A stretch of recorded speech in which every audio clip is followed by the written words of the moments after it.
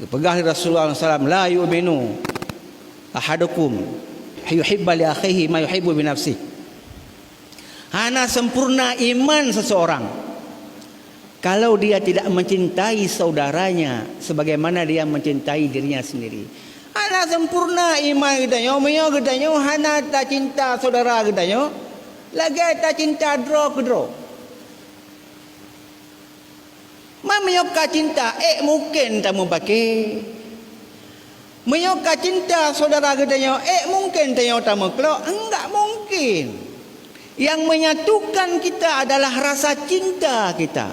Bahkan rumah tangga bisa bersatu, padahal sirau Aceh, sirau Batak, atau sirau Aceh, sirau Jawa, atau sirau Aceh, sirau Eropah, bahkan bisa menyatu cinta. Dengan cinta terjadilah kerukunan.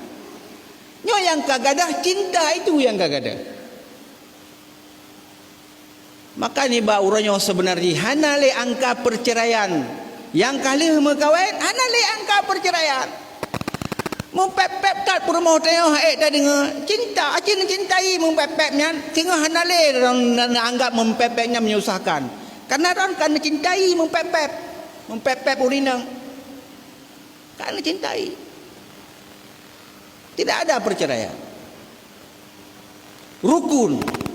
Maka aneh bin ajaib. Punya orang Islam mentang payah dah perno tentang kerukunan. Ada payah. Maka aneh bin ajaib juga.